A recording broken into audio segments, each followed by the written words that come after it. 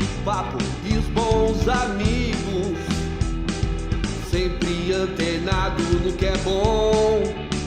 Na mira do som, na mira do som, na mira do som, na mira do som. Estamos começando mais um programa Na Mira do Som, diretamente aqui da Connect TV, em Alphaville. E estou aqui com o Neco Gurgel. Seja bem-vindo, meu amigo. Obrigado, Fabio. Estou Obrigado. aqui com um cara que... Vou falar algumas coisas. Produtor cultural, músico, dono de estabelecimento de balada.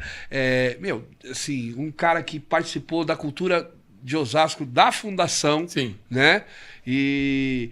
hoje tenho aqui e quero que você conte um pouco dessa história, desse mundo que você viveu. Primeiro vamos falar, como é o Na Mira do Som, vamos começar pela música, né? Tá. Como começou essa paixão da música, né? Bom, antes de qualquer coisa, muito obrigado, valeu pelo convite. A gente havia marcado, né, um pouco antes, mas não deu certo, eu fiquei doente, com sinusite, aí, enfim. Obrigado mais uma vez.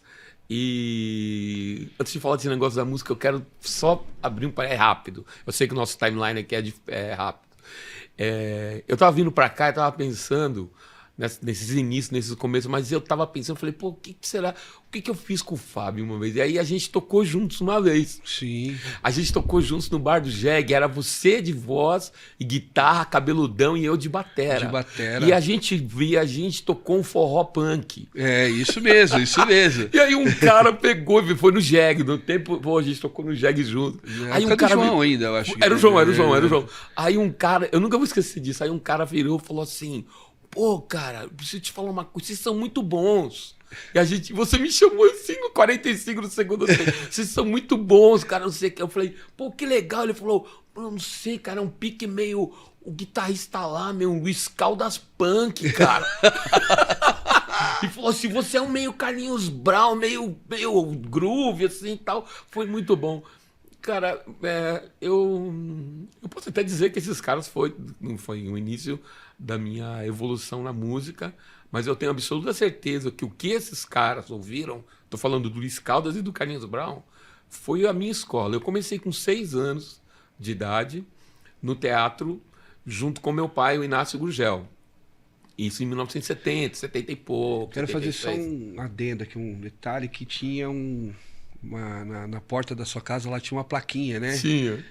Só toque a campainha quando a banda para de tocar, né? Exatamente. Porque era um polo artístico na sua casa. A banda estava tocando, tinha no fundo da casa dos meus pais um espaço que era uma edícula e era, na verdade, o que se fala que hoje é um home studio. Não, era tudo com caixa de ovo, uma batera, um ampli e tal, então as bandas ensaiavam lá. Mas isso aí já é anos 80, mas quando você falou para mim do início... Lá no começo. Eu comecei com 6, 7 anos mais ou menos, no teatro junto com meu pai. Óbvio que eu nunca atuei. Eu não tenho essa coragem de atuar. Não tem essa nunca. coragem? Não. Meu negócio é música. E eu fazia as trilhas e junto com o Rodrigo Carneiro, porque as peças sempre estavam o Rubens Pignatari, o Ricardo Dias, a Mercedes, que é a mãe do Rodrigo, o Ricardo é o pai do Rodrigo, e a gente fazia as trilhas e tal, e foi crescendo a coisa. Com 10 anos já tinha minha primeira banda, com 12 anos tinha uma banda que chamava População Alcatraz, aí a gente conheceu o Led Zeppelin. Nossa Senhora. Aí mudou. deu no que deu. Aí, a divisão... Eu sempre falo isso, todo mundo, quando as pessoas falam pra mim dessa história do jazz e tal, eu falo assim, cara, e aí, mas como foi? Não, foi o Led Zeppelin que... o Led Zeppelin e o Patativa da Saré, como citaram aqui e tal, que mudou muito a minha cabeça. Eu comecei muito cedo e eu estudei música. Então, mas qual que foi o primeiro instrumento? Meu primeiro instrumento foi o violão e sempre vai ser o violão. Eu toco violão. O resto eu toco porque eu sou folgado. Mas o meu... Você tá com esse folgado.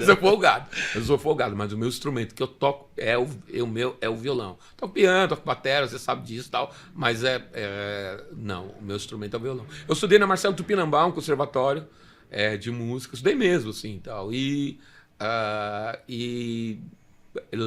entendendo o que era a obra do Gonzaguinha. Mesmo porque, filho de ator, eu tinha que saber quem... Meu pai, cara, fazia assim pra mim, falou assim, no meu aniversário, ele me dava um dicionário. Eu queria o disco do Divo. Eu queria o disco do B52 dos anos 80, aquela coisa assim.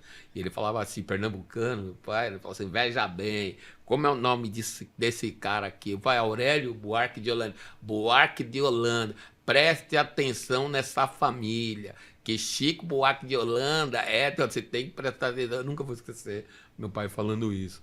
E aí eu tive que aprender toda a Ópera do Malandro e desde Gilberto Gismond, Naná Vasconcelos, e Gonzaguinha, e vai por aí. Vamos dizer que assim, a fonte é rica, né? Muito rica, né? Assim, vindo de uma família totalmente artística. Sim, todos, né? Todos mexem com todos os trabalhos. Todos eles. Todos.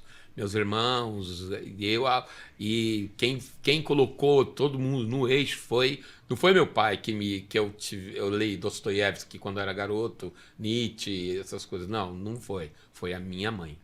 A minha mãe que fez a gente estudar. A minha mãe era... Meu pai já é falecido, a minha mãe é viva hoje, tá bem com seus 80, mas ela é a coluna vertebral dessa história toda. É a minha mãe que realmente... Que fez falou assim, assim, vai estudar. Falou, não, cara, ó, seguinte, não adianta você vir com revistinha pra cima de mim, não. A arte sozinha não faz. Não ela tem que ter o estudo. Exato. Né? Foi assim meu começo. Isso daí até meio que, assim, é um processo de formação, mas saber de onde a gente veio leva para esse momento que a gente vive agora, né? Mas muito. É. Mas assim, de uma forma gritante. É tão curioso você me dizer isso, porque como eu estou à frente de eu lidero um palco na cidade, assim, eu tenho um palco ali aberto para as pessoas tocarem. Aliás, dois, um que é a rua, que é o maior palco do mundo, frente, ali. Que é a parte da frente, e o outro que é dentro do Bar do Necão. E aí, então, é uma lâmina. O palco é uma lâmina, não adianta você chegar lá com qualquer coisa. Porque vai ter que passar por um filtro, e eu não quero soar prepotente nem nada, mas filtro sou eu. E aí, cara, eu tô a linha lá em cima, né? A linha lá em cima, né? Mas assim, Fabião, deixa eu falar uma coisa pra você. A gente é músico, a gente já tocou, a gente é músico. Tem cara que chega lá com um instrumento que não vira, eu pego o meu. Falo, toca aí, ó. Pode usar. Não. Aí os caras tocam, aí o cara, pô, você tem esse violão? Eu falo, parceiro, eu toco isso há 40 anos, cara. O cara acha que eu comprei o violão ontem. Eu falei, não, a régua é alta mesmo.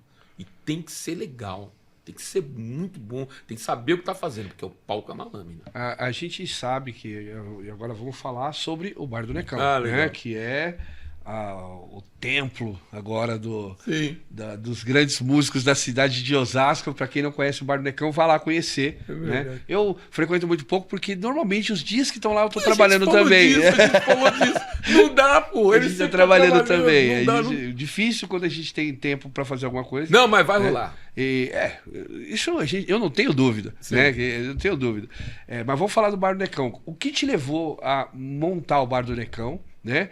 E aí são duas perguntas, né? Primeiro, o que te levou a montar o bar? E outra o que levou esse grande polo de artistas que agora colam lá? Sim. Né? Que aparece lá. Na verdade, o que me levou a montar o bar, assim, eu sempre quis algumas coisas na vida, porque eu sou cheio de querer também, que nem o Mano Brown. Então, e eu queria ser muito astronauta e queria ser caminhoneiro ou ter um bar. Quando eu era moleque, tinha 5, 6 anos. E o bar era muito latente para mim. E aí, essa história do bar, cara, começou porque eu senti uma necessidade muito grande na cidade de ter realmente um lugar onde você chegava pro cara e falava assim, chega aí, senta aí, ó, não precisa nem trazer o cabo. Porque eu sou músico há muitos anos. Então, quando o cara chega para tocar ali, ele vê aquela estrutura. Eu tenho um camarim. Legal. Olha que legal isso. Legal. Eu tenho um camarim dentro do bar. O bar podia ser maior. Eu tenho um camarim. Então o cara eu não deixo ponta solta. Então o cara sai do palco, ele vai pro camarim, se ele quiser atender alguém, vai lá. Então, para ter realmente um lugar aonde o músico merece uma palavra que é muito difícil no nosso universo, que é respeito. Respeito. Não Eu tem, ia cara. completar. Respeito, falta Tem, respeito às falta vezes. respeito, muito. E ali, né, eu tive agora nesse final de semana a banda Banzo. Um beijo pros caras aí. Estive com o Pepito aqui. O Pepito tava lá. Eu tive um cara e os caras tem um da Bahia, outro de outro. Eles pegaram e falaram. Aí eu vi eles conversando. Pô, meu cara teve a preocupação de ter um camarim, de ter um. E os caras cheios de equipamento no carro. Eu falei, não desce nada. Deixa tudo aí. Eu tenho tudo aqui, parceiro. Então, assim, isso foi um início importante para a cidade, para os músicos chegarem ali, tocarem num lugar legal. Né? Iniciativa. Importante para a cidade, né? Eu perguntei de como nasceu esse negócio e desse negócio de trazer o polo, de estar os artistas ali, né? A gente vê que é bem eclético, né? Sim, não está ligado a uma vertente musical. Não. Eu vejo que tem várias coisas diferentes. Pô, lógico, é o mais legal. Até porque a arte é muito maior do que simplesmente uma vertente. Porque isso tem muito a ver com ego, cara. Tem muito a ver com ego. Você fala assim, então, às vezes as pessoas falam muito pra mim. Falam assim, o Necão só toca jazz porque ele gosta de jazz. Porque eu gosto de jazz demais. Assim, é demais. Mas, já teve coisas. Já teve um recital. Teve um cara tocando bar no violão lá. Hoje ele mora na África, esse menino. Mora na África do Sul. Já teve bandas de rock, já teve samba, o jazz, num período muito grande, assim. Cara, na boa, eu posso falar isso com a maior tranquilidade do mundo. A cena do jazz de São Paulo, os músicos, todos tocaram ali. Mas assim, de bons. O bar tem 10 anos, Fábio. 10 anos. 10 anos já, o Bar do Necão. E nesses 10 anos, de todo mundo que tocou ali, todo mundo que passou ali, nunca foi ruim. Teve um músico que eu não gostei. Mas aí é um lance que tem a ver comigo. Pessoal, né? Não, ele tocou no intocável, ele mexeu no imexível. E ele era muito famoso, enfim, mas não dá pra você tocar a Dorinan Barbosa daquela forma que ele tocou. A Dorinan Barbosa é a Dorinan Barbosa. Não dá. E foi, aí não sei se ele é fã. E aí, de resto, eu já passei por situações assim, cara, de um cara chegar no bar e falar, pô, quem que vai tocar aí? E eu tô lá. E eu sempre tô vestido. Agora não mais assim. Mas esses começos, dos até 5, 6 anos de bar, assim, eu sempre tava vestido de garçom. Aí um cara chegava, falava assim, quem que vai tocar aí, garçom? Eu falava, cara, não sei, mas eu posso te prometer uma coisa. Eu falei, o quê? Se for ruim, você não paga. Eu já falei isso várias vezes. Entra, se for ruim você não paga a entrada, o conversa, o que quer que seja. Entra. Curte, depois a gente conversa. Fala, depois a gente vai conversar. Aí o cara saia de lá, aí o cara voltava. Pô, quando vai ter aquela banda? Ou quando vai ter... E às vezes nem era uma banda, era uma gig. Você, que nem aquele dia. Você e um baixista. Vamos fazer um catadão aqui. Vamos fazer um som aqui. Exatamente isso. Desses 10 anos que você tá lá, muitos artistas que você falou, tem vontade de levar alguma coisa que não levou ainda? Pô, cara, eu tenho, mas é meio que difícil, assim. Porque hoje, vi até uma piada na minha casa, o tipo de música que eu escuto, o tipo de música que me emociona demais, que eu escuto no carro, que eu escuto no banheiro, que eu escuto em todo lugar, é música clássica. Então, se eu conseguisse um quarteto, um quinteto de cordas tocando música clássica, é difícil. Vamos resolver esse problema. Eu tenho. Então depois dos bastidores a gente conversa. Beleza. Ótimo. Tá vendo? O podcast serve pra isso também, cara. Cara, eu tenho, assim, uma paixão grandiosa por bar. É grandioso de verdade, legítimo. João, de verdade. João, Você tá assistindo em casa, que eu sei que você tá assistindo, porque você assiste toda semana. Depois a gente vai conversar, tá? Cara, assim, eu costumo dizer, João, ó, se eu tiver errado, você me corrige. Mas eu vou te falar uma coisa que pode até soar meio. Mas se Deus existe e Deus fala. Porque eu acredito em Deus. Se Deus fala, ele fala através da música de Bach. Que bonito isso. É isso. Pra mim. Que legal. Johann Sebastian Bach. Você falou, é muito difícil, é muito complicado, né? Porque é difícil até de você achar o time para poder fazer isso, é uma coisa bem difícil. É bem difícil. E o público, porque o público não entende culturalmente isso que é isso. A gente estava conversando na outra entrevista Sim. que eu gravei. O público não tem acesso. Então, como é que entende culturalmente isso? Eu fico imaginando, Fábio, o seguinte: como isso num bar. Se eu tivesse um teatro, aí ia ser diferente, porque tem lá, mas a luz do bar, a temática do bar, a áurea do bar tem a ver com o teatro, porque eu sou filho de um ator de teatro, fiz teatro a vida inteira, eu estava no teatro, no palco a vida toda, e às vezes eu entro ali, cara, somente na pandemia aconteceu umas coisas meio bizarras, assim. Eu vi que o palco era baixinho, como tá aqui, não precisa ter um palco alto, porque você tem que estar. As pessoas que estão no fundo precisam te ver. E as pessoas que estão na frente estão presentes. Ali a pressão sonora é bem próxima. Então você imagina alguém ligando para você, Fábio, vamos ouvir um som? Vamos sair, vamos tomar uma cerveja, vamos. O que vai ter? Pô, vai ter um quinteto de cordas tocando uma obra de Bach lá no bar do Necão. Pô, não pode ser, isso não existe. Eu tenho essa vontade. Vamos providenciar isso. Vamos providenciar isso, né? Necão, projetos novos. Sim. Vamos falar desses projetos novos que você tem. O que você tá armando aí? Que eu sei que sua mente, ela gira em um monte de coisa. O que você tá aprontando aí? O ano passado, em agosto, eu tive era uma tentativa muito grande num processo de 10 anos. Foi 10 anos eu tentando elaborar, desenhar tudo. No Festival de Jazz, o primeiro Festival de Jazz de Osasco, atrelado à Secretaria de Cultura. E consegui. Rolou. Foi demais. Foram 5 bandas. Foi na rua, né? Foi na rua. Foi na rua. A gente não foi. E isso foi um projeto da prefeitura, uma coisa, enfim. O bar estava ali do lado porque era um catalisador e tal. E aí, assim, penso eu que esse ano vai ter de novo. E aí a gente se estende um pouco para. A gente já está começando a desenhar, porque em agosto, não só para o jazz. Esse primeiro foi o jazz, mas o jazz está muito ligado à questão da world music, da música do mundo.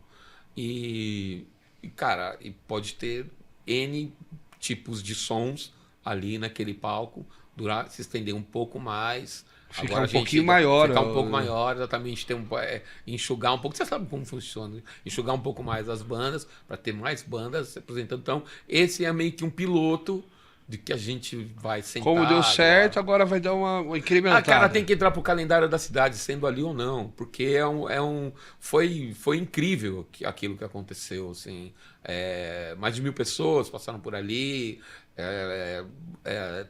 Ao tipo de música africana, música do Peru, uma banda, o Cuca Teixeira tocou com o Reunion lá, a banda dele. O Cuca é um grande músico incrível, incrível. O André Menck, então assim, esse é um norte que eu tô. Esse é o projeto que já aconteceu, mas agora fomentar e aumentar ele. E como tudo, eu estava falando com a minha filha, tem 2 filhas, uma chama Júlia, outra chama Luísa.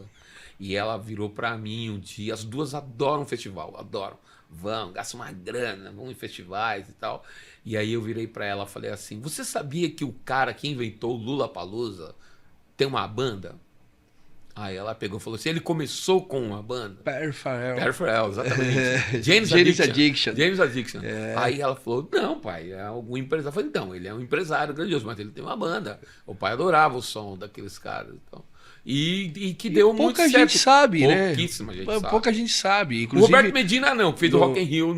Mas tanto o que no Performance- Lollapalooza no Brasil que ele veio tocar, quando eles falaram que ele era o cara que Ele tinha era o cara que criou o Lollapalooza. idealizado aquilo, a galera falou, como assim? Mas ele é um artista. Ele é um artista, mas é um empresário que conseguiu, mesmo como artista, desvincular essa parte de ser artista para ser o empresário do Lollapalooza. Existem situações no universo da música, cara, que é muito bizarro. Se eu falo isso pra nós dois, que, por exemplo, a gente tá falando pra uma galera aqui, mas uma vez eu numa roda conversando e mostrei ali um som pra uma galera que tava comigo. E aí eu virei e falei, pô, sabem quem é esse cara que tá tocando? Aí eu falei assim, ó, esse cara é o Jake Dylan. Aí os caras pegaram, falaram, pô, que demais, não sei o que, então falou assim, ele é o filho do Bob Dylan. Aí um cara que tava do meu lado falou assim, pô, o pai dele é músico. Nossa senhora! O pai dele é o Bob Dylan, pô. O pai dele é música, eu acho, né? A gente trazendo isso pro nosso universo, falar do Lollapalooza e tal. Pô, foi o cara que criou, foi um músico. E o cara que idealizou, ali no projeto do jazz, que aconteceu ali naquele domingo de agosto do ano passado, 99,9% que estavam envolvidos eram músicos. O Roger, que é o cantor da banda Nagueta, tava muito... eu vi um vídeo de você, você tava muito feliz no palco. Nossa, né? feliz, cara. Pra mim, eu tava... De ter idealizado e ter conseguido fazer... Não consegui, não. E que isso fique bem claro, principalmente porque a gente está aqui no seu... Eu adorei esse nome Na Mira do Som. Eu adorei. É muito sonoro. Na Mira do Som é um nome muito sonoro. Isso, pra mim, eu achei... E é assim, e eu falo pra todo mundo aqui da Mira do Som, eu não fiz nada sozinho. Nada. Todo mundo fala, Necão, você fala... Não. Tinha muita gente envolvida. Secretaria de Cultura do Estado de São Paulo, a Fábrica de Cultura, o Sesc, que eu amo. Eu acho que o Sesc é... O grande formador cultural do underground é o Sesc. O grande formador cultural do underground é o Sesc. Eu não sei se você estava lá, mas eu estava em 77, no início do fim do mundo. Eu no começo do fim do mundo. Eu estava lá. Eu não estava lá, eu mas tava lá, eu tava lá. Vou te falar. Ali é outro divisor de águas, né? Do festival que... A gente apanhou um pouco da polícia, mas valeu. Não tá tem tudo problema. certo. Tá tudo certo. Tá tudo certo, né? A gente está falando de festivais. Tem programado o que você quer? Vai ser agosto esse ano também? Cara, o mais... Assim, uma abertura... Essa é uma abertura mais da cabeça das pessoas que vão sentar e vão bater o martelo. O mais improvável possível. A ideia é essa. Sabe por quê? É inconcebível para mim, assim, olha, gente, que fique também muito claro, que seja esclarecedor o nosso papo aqui, mas é inconcebível para mim dois ritmos regerem um país inteiro como o nosso. Então, se alguém me propor, se alguém chegar e sentar com uma ideia legal de fazer a música sertaneja, que raiz do início dessa história toda, como tinha um Carreiro e Pardinho, toca no palco jazz. Se alguém chegar e falar... A gente tinha até que expandir, não ser só não adianta palco, né? Não pode, a gente não pode deixar a coisa de uma forma quadrada, não. A música tem que ser maior do que as pessoas. Eu vou falar da nossa cidade, e aí já dizendo de uma forma de Osasco, que a gente mora lá, aqui a gente está em Alphaville, Barueri, eu falando em Osasco é um polo de muitos artistas, de muitas vertentes. Sim. Então não dá para ter só um palco de um festival só. Cara. Eu sempre falo essas coisas, eu falo assim, Osasco tinha que ter um festival gigante, um palco mundo, um palco todos, um palco jazz, um palco nordeste. A gente tinha que ter essas coisas. Como porque a gente é meio... isso, perfeito. É isso. Você capta o espírito da coisa que você não está nessa 6 meses. Você não está nessas 6 meses. Muito menos eu. Então, assim, abrir esse leque para todo mundo. Se a gente falar assim, pô, né, Cam, mas é louco, vai fazer uma analogia com o Rock in Rio. Cara, do primeiro Rock in Rio, tava o Alceu, a Elba Ramalho, Serguei, o Ozzy. Eles fizeram um rock, eles fizeram um festival de música com amplitude. Que virou uma empresa gigantesca. E hoje o Rock in Rio é uma marca. Não, então, assim, não tô querendo fazer um Ctrl-C, Ctrl-V. Mas a ideia é muito boa. A ideia é muito boa de a gente. Isso que você acabou de dizer. Um palco disso, um palco daquilo. Ou, se não tiver 2 palcos no início, pô, ali vai tocar o forró, aqui vai tocar o samba, ali vai tocar. Pô, ia ser perfeito. Abrir a cabeça para todos os públicos, para todas as músicas. A arte é maior do que um gênero. Sim, eu sempre falo isso. Não pode ser. A arte é muito maior que o gênero. Né? O gênero, ele faz parte ele é só um pedacinho. Né, daquilo tudo. Né? Ele não é a gente não pode colocar todo mundo e separar como se cada um fosse de uma estrada diferente, né? Voltando, exatamente, voltando pra gente não rodar a lâmpada, e né, nessas questões dos projetos, e uma coisa do Bar do Necão, do projeto, é de pegar e fomentar as bandas que têm som autoral. E eu acho que na cidade, uma cidade inteira, que é um país, né? Osasco é grande demais. Eu não vejo ninguém chegar para um cara e falar: se você tem um som autoral, vamos tocar. E eu abro as portas para esses caras. O Subtotal toca no Bar do Necão, com o Drauzio, com o Douglas, com a galera. A banda Banzo tem um som autoral que tocou esse sábado agora, mesclando algumas coisas que eles algumas releituras que eles fazem. Releituras que eles fazem, que são interessantes. Eu vendo o Lube falar aqui, o Luciano Lube falar aqui também. Eu sei que ele compôs, sei que ele tem som autoral e tal. Então está aberto. Que câmera que tem que falar aqui? Aquela aberto para quem tem som autoral. Pode me procurar. Não precisa. Qualquer coisa. Qualquer coisa. Né? Se tiver oboé, se tiver cello, oboé. Tá aberto. Cravo. Né? Cravo não precisa, porque eu tenho um piano no bar. Eu tenho um piano no bar. Tem um piano no bar. Eu tenho um piano no bar. Tem um piano lindo. Um piano maravilhoso no bar. Eu ia achar sensacional. Sensacional. A conversa é curta. Passa suas redes sociais, endereço do bar, telefone de contato. Cara, é o seguinte, minha rede social é o Bar do Necão. Instagram, Bar do Necão. Ali eu sintetizo tudo. Então, assim, se você entrar lá do Bar do Necão, vai aparecer tal, o logo do bar e tal. E você escrever para mim qualquer coisa, você tem absoluta certeza que será respondido. Quando você abre muito de N possibilidades, X, Instagram, Facebook, WhatsApp, aquela coisa toda, você acaba meio que perdendo. É interessante, assim, não estou recriminando quem faz isso. Assim. Não, o meu contato é Bar do Necão Instagram. Acabou. Lá no Instagram, Bar do Necão, procurou lá. Não, né? Até respondo.